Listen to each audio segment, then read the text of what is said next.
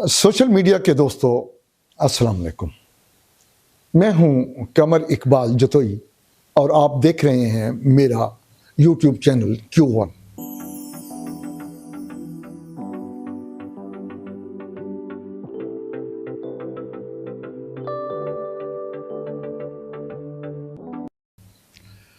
Facebook के मेरे बहुत सारे अहबाब जानते हैं, थोड़ा अर्सा हुआ है मैंने सादिक शाह नामी एक क्रिमिनल, एक कातिल, एक उजरती कातिल, एक डकैत, एक राहजन के बारे में या उसके गैंग के बारे में एक स्टोरी लिखी थी फेसबुक पर, जिसे यकीनन बेहद पसंद किया गया और मुझे बहुत सारे लोगों ने यूँ समझें कि इसरार किया कि इस पर या किताब लिखें या इस पर वीडियो बनाएं।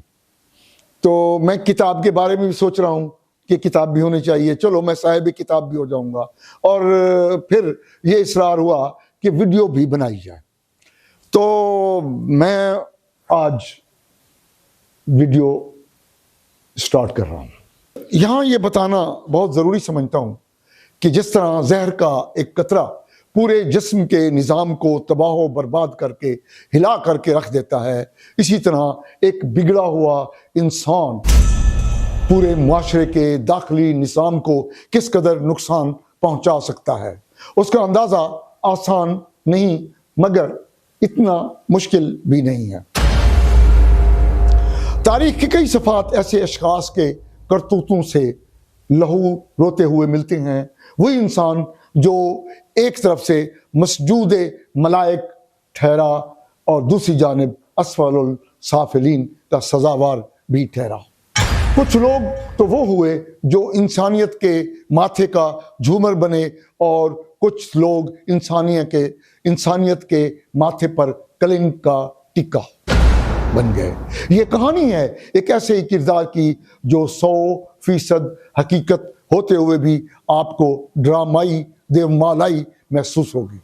अगर आप इसे अफसाना समझें, ड्रामा समझें, कहानी समझें, तो मैं सिवाय उन सबूतों के जो मेरे पास हैं और क्या कह सकता हूँ। ऐसी इन्वेस्टिगेशन रिपोर्ट स्टोरी आपने किसी फिल्म में या किसी ड्रामे में तो देखी होगी, शायद हकीकत में नहीं सुनी होगी। आइए आज मैं आपको हकीकत बता रहा हूँ। ये 1992-93 का दौर था। एक गिरोह डकैती की ऐसी वारदातें कर रहा था जो इससे पहले कहीं भी पूरे वसेब में, यानी मुल्तान, बहावलपुर, मुजफ्फरगढ़, डेरा गाजी खां, लोधरा, खानपुर, रहीम यार खां, तरंडा, चनीगोट, लियाकतपुर, कहीं पर भी इससे पहले उसकी कोई मिसाल नहीं मिलती थी।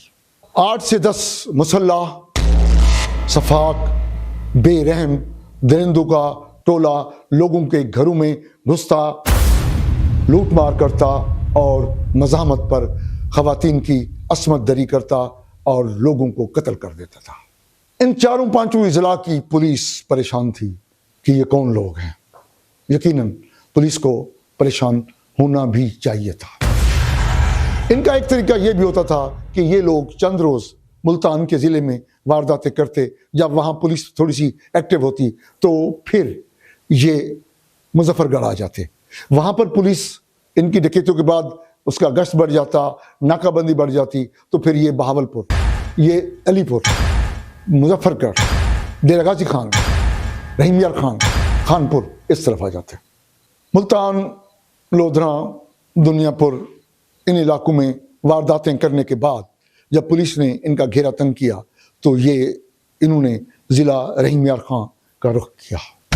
ज़िला रहीम यार खां में ये इस अंदाज में दाखिल होते थे कि अगर पुलिस की हेड पंजाब के आगे नाकाबंदी भी होती थी तो वो नाकाबंदी नाकाम हो जाती और ये लोग आ जाते थे। पुलिस हैरान थी कि ये किस रास्ते से आते। वक्त गुजरने के बाद पता चला कि ये अलीपुर वाला हेड पंजाब क्रॉस करके जो पंजनद नहर है, ये नहर का किनारा लेते और हेड मलकानी की जानिब से, खान बेला की जानिब से ये आकर ज़िला रहीम यार खां में दाखिल होते। फिर उसके बाद ये खानपुर, याकतपुर, चनीगोट, फिरोज़ा, साजा, कोटसमाबा, तरंडा, वहाँ पर वारदातें करते। फरवरी 1993 की एक रात को 5 मोटरसाइकिलों पर सवार ये गैंग पंजर नहर से हेड मलकानी की तरफ आया। नहर पर झाड़ियाँ और दरख्त के तने पड़े थे। नहर का रास्ता बंद था। कुछ लोगों को इन्होंने देखा, इन्होंने आवाज़ दी और कहा रास्ता खोलो, और वो आवाज़ गाली देकर दी थी।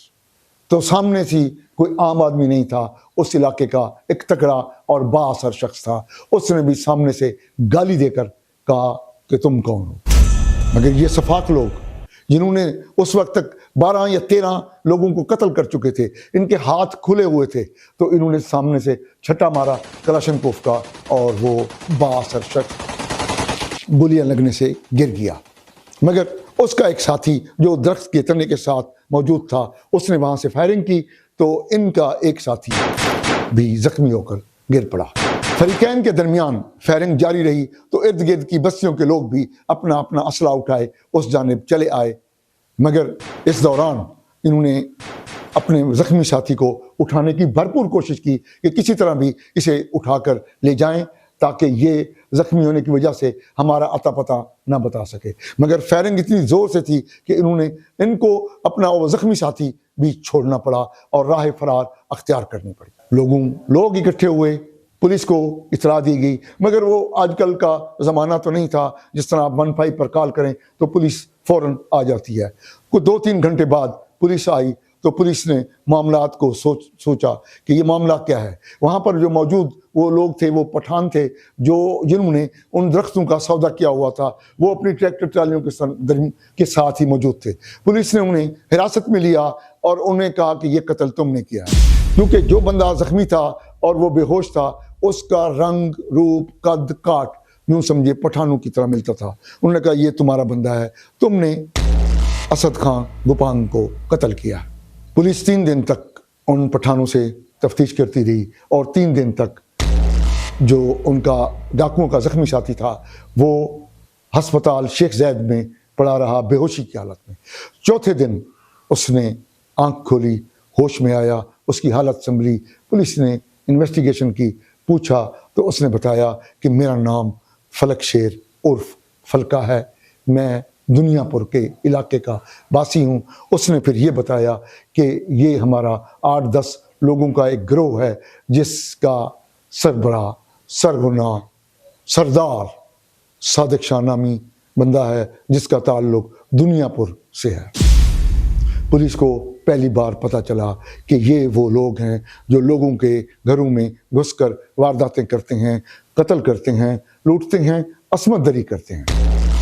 फिर पुलिस ने जिन का नाम उसको पता था, फलका ने जिन का नाम बताया, और उनका एड्रेस तो सबको नहीं जानता था। उसके बावजूद भी पुलिस ने वहाँ के उनके रिश्तेदारों को उठाया ताकि किसी तरीके से वो लोग गिरफ्तारी दे, मगर ऐसा मुमकिन नहीं था। वो जराइम पेशा थे, उन्होंने घरों को तो आना ही नहीं था, इसलिए पुलिस टामक टोलियाँ मारती रही। फलक शेर और फलका ने जो मालूमात पुलिस को दी, वो पहली दफ़ा उनके लिए इंकशाफ था कि उनको पता चला कि ये कौन लोग हैं। सबका तो नहीं पता चला, अलबत्ता सादिक शाह का उनको पता चल गया था। पुलिस मज़ीद मालूमात लेना चाहती थी फलके से, मगर फलका ज़ख्मों की ताब ना लाते हुए चल बसा, और पुलिस फिर एक दफ़ा अंधेरे में रह गई। यहाँ ये बात भी बताना मैं ज़रूरी समझता हूँ कि ये जो 8 या 10 अफराद पर मुश्तमिल गैंग था, ये दरअसल ये छोटी मोटी चोरियाँ करते थे, जेलों में गए, एक दूसरे से मिले, और फिर ये गैंग बन गया। क्योंकि आपको ये भी अंदाज़ा होगा कि पाकिस्तान की जो जेलें हैं वो जराइम पेशा लोगों के लिए दर्सगाहें हैं। वहाँ से वो ये गैंग बनते हैं और वहाँ पर ये मज़ीद तरबियत हासिल करते हैं। जो छोटे मोटे जराइम पेशा या चोर होते हैं, ये डकैत बनकर निकलते हैं जेलों से। फलका की मौत के बाद ये गिरोह कुछ अरसे के लिए ज़ेर ज़मीन चला गया, क्योंकि उनको अंदाज़ा था कि फलका ज़ख्मी हालत में पुलिस को मिल गया है, और हो सकता है कि उसने पुलिस को हमारे नाम और एड्रेस बता दिए। मगर आखिर कब तक वो लोग ज़ेर ज़मीन रहते। फिर लोधरा में मुल्तान रोड पर एक घर में उन्होंने वारदात की, और वहाँ पर मज़ाहमत पर एक नौजवान को गोली मार दी और एक खातून की असमत दरी की। एक दफ़ा फिर लोधरा की साइड पर हलचल मच गई। नाजरीन, आप अंदाज़ा लगाएं कि एक शख्स के घर में ये जालिम दरिंदे घुसें, माल भी लूटें, जान भी लें, असमत दरी भी करें, उस घर के लोगों का क्या हाल होगा, क्या कैफियत होगी उनकी उस सदमे की, इसका अंदाज़ा शायद आप ना लगा सकें। लोधरा वाली वारदात के बाद लोधरा की पुलिस लोधरा और उसके इर्द गिर्द वहाँ पर सरगर्म हो गई, मगर ये उन्हीं दिनों आ निकले चनीगोट, उच शरीफ, खानपुर, इस तरफ इन्होंने वारदातें की। और उन्हीं दिनों इन्होंने शाहजहाँ में एक बड़ी संगीन किस्म की वारदात की। मैं उस बिरादरी या उन लोगों का नाम जानने के बावजूद भी नहीं लूँगा, मगर उस वारदात के बारे में ज़रूर बताऊँगा कि जब उस घर के लोगों ने मज़ाहमत की तो उसने उस सफाक ने उस एक खातून को बरहना करके उसकी असमत दरी की कोशिश की, तो उसकी सख्त मज़ाहमत पर उसने अपने एक साथी सतारी गुपांग को कहा कि बारू मानते जेरी बकरी बधी खड़ी है, किले ने लो किला काढ़ा। सतारी गुपांग गया, उसने किले को लात मारी, मगर वो ना निकला। कलाशनकोफ का उसने बट मारकर किला निकाला। किला ला के उसने सादिक शाह को थमाया और सादिक शाह ने उस खातून की शर्मगाह पर रख कर कलाशनकोफ के बट से किला ठोक दिया। आप अंदाज़ा लगा लें इन संगदिल और सफाक जालिम दरिंदों के करतूतों का, कि कितने सफाक और जालिम थे। ये बात घर वालों ने पुलिस से भी छुपाने की कोशिश की, मगर पुलिस को बताना पड़ा क्योंकि वो जख्मी इतनी थी खातून। और ये बात मुझे किसी पुलिस वाले ने नहीं बताई, ज़ेरे हिरासत खुद सतारी गुपांग ने मुझे ये बात बताई थी। उन दिनों ज़िला रिंबियर खां में SSP थे तहसीन अनवर शाह। जिस तरह आजकल DPO होता है, डिस्ट्रिक्ट पुलिस ऑफिसर, तो वो SSP हुआ करते थे। वो खासे मुतारिक, फाल, फर्सनाज, दलेर, बहादुर, आप उनके साथ जो भी अच्छी बातें, पॉजिटिव बातें जोड़ सकते हैं जोड़ लें। वो मगर बहुत परेशान ज़रूर थे कि इन लोगों का कोई सुराग नहीं मिल रहा कि ये कौन है, कहाँ हैं, कैसे पकड़ें इनको। क्योंकि ये आजकल का ये जैसे इस तरह सोशल मीडिया है, आजकल तो छोटी सी वारदात होती है, कोई वीडियो बन जाती है, एक हाइप क्रिएट हो जाती है, मगर उन दिनों ऐसी बात नहीं थी। मगर क्या खौफ नहीं था? पूरे ज़िले में इन वारदातों का खौफ था। शाहजहाँ की वारदात के बाद इन्होंने एक और वारदात की चनीगोट में। चनीगोट की जो वो फैमिली है वो वेल नोन लोग हैं। मैं उस फैमिली का नाम, मुदई का नाम, मुतासरा खवातीन का नाम जानता हूँ, मगर मैं अपनी ज़बान पर नहीं लाऊंगा। वहाँ पर भी उन्होंने दरिंदगी का वो खेल खेला जिस पर इंसानियत शर्मसार हो गई। चनीगोट की वारदात के बाद पूरे ज़िले में एक सनसनी सी फैल जाती है।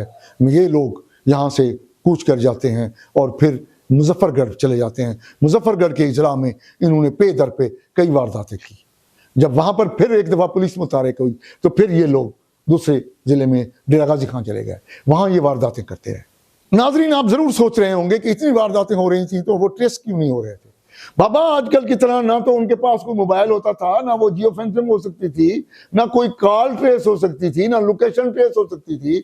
जबकि उसका सादिक शाह और उसके गैंग के लोगों का तस्वीर भी किसी के पास नहीं थी कि लोग ये कहते कि ये शख्स यहाँ से गुजर के गया है, ये शख्स फला जगह पर रह के गया है, यहाँ रिहायश रखता है। ऐसी कोई बात नहीं होती थी उन दिनों तो बस सिर्फ पुलिस को बाज़ औक़ात जिमें आदिन ना अंधे दे पैर तले बटेरा आवेंदे, कहीं कहीं इवें अंधे दे पैर तले बटेरा आवेंदे ते कहीं कहीं कोई चौधरी हफीज़ या जिन भी ये लोगों को चिंबड़ वेंदे।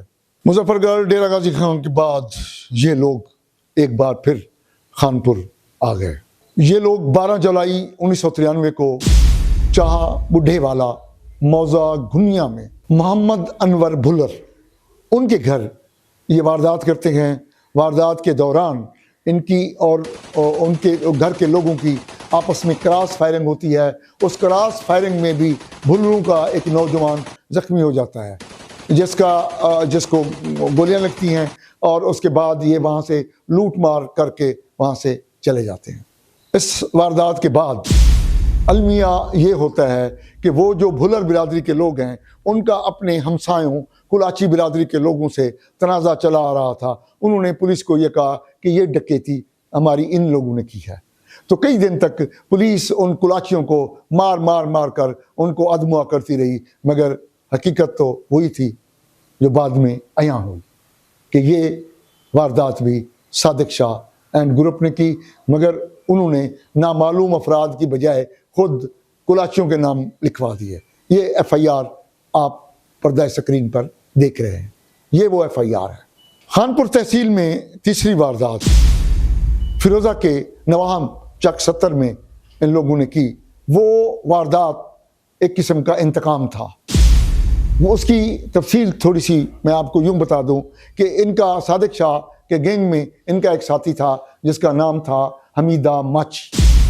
हमीदा माची एक उसारी का मिस्त्री था, वो ना डकैत था ना चोर था। हमीदे माची के भाई को खान मोहम्मद दाद पोतरे ने और उसकी बीवी ने किसी भी वजह से जहर देकर मरवा दिया और उसके बाद इनका पर्चा हुआ। पर्चे के बाद खान मोहम्मद जेल चला गया और हमीदा माची डकैत गैंग में शामिल हो गया। ये यूं समझें ये अपने भाई का इंतकाम लेने के लिए डकैत बन गया। साल 1.5 साल बाद खान मोहम्मद जमानत पर रिहा होकर वापस आया तो उसको अंदाज़ा हो गया था कि वो जो उसारी का मिस्त्री था, वो जो एक बेज़रर सा बंदा था, वो इंतकाम की आग में डकैत बन चुका है। तो वो अपना घर जो सरदार मुरीद खान सराई के साथ एक बस्ती माचियाँ हैं, वो वहाँ रहने की बजाय वो अपनी बहन के घर चक 70 आ गया। हमीदा माची इंतकाम की आग में जल रहा था। उसने पूरी तरह मालूमात ले ली कि इस वक्त खान मोहम्मद कहाँ है। एक रात वो चक 70 पहुँच गया, सादिक शाह, अल्लाह बोहड़, हमीदा माची और एक और साथी के साथ। उसने खान मोहम्मद को उसकी बहन के घर गोलियां मारकर कत्ल किया। उसके बाद वो जिम्मेदार समझता था वो खान मोहम्मद की बीवी सरदारा माई को। सरदारा माई एक नौजवान और खूबरू दोशीज़ा थी। उसने उसे वहीं कपड़े उतारे, बरहना किया और उसकी कोशिश थी कि मैं इसको अपने भाई की कब्र पर ले जाकर गोलियां मारूंगा। मगर दिन चढ़ाया था, लोग निकलने लग गए, तो उसने जो फिरोज़ा का रेलवे स्टेशन है उसके साथ ही रेलवे लाइन के ऊपर उसने उस बरहना खातून का पूरा जिस्म गोलियां मारकर छलनी कर दिया। इतनी संगीन वारदात के बाद एक दफ़ा फिर ज़िला रिमियर खां की पुलिस हिल कर रह गई कि कौन है, मगर उस वक्त तक उसकी पहचान हमीदे माची की वजह से लोगों ने कर ली थी कि ये हमीदा माची है। खानपुर में चौथी वारदात खानपुर शहर की, और खानपुर शहर सिटी के इलाके में ये इनकी पहली और शायद आखिरी वारदात थी। और वो वारदात कहाँ हुई? वो वारदात मलिक सुल्तान महमूद, उस वक्त के एक मुमताज़ और हर दिल अजीज़ शख्स था। वो काउंसलर था और एक घर होने के बावजूद वो जीत जाता था। उसकी जीत वहाँ के कुछ चौधरी साहिबान को पसंद नहीं आ रही थी। उन्होंने किसी के साथ राब्ता करके हमीदे माची को हायर किया। हमीदा माची सादिक शाह को लेकर सुल्तान महमूद मलिक के घर पहुंचा। 19 जनवरी 1994 बुध का दिन 7:30 और 8 बजे के दरमियान ये 3 लोग सुल्तान महमूद के डेरे में दाखिल हुए। मलिक सुल्तान महमूद अपने कमरे में बैठा खाना खा रहा था। जब उसने 3 नामालूम मुसल्ला अफराद को देखा तो वो उसको अंदाज़ा हो गया कि अब कुछ ना कुछ होने वाला है। इस दौरान मलिक सुल्तान महमूद और हमीदे माची के डायलॉग हुए, जिस डायलॉग में हमीदे माची ने यह भी कहा, मलिक सुल्तान ते को लाडा शौक है ना चौधरी नाल पंगे गिनन दे, आज वाल अखीर वक्त आ गई।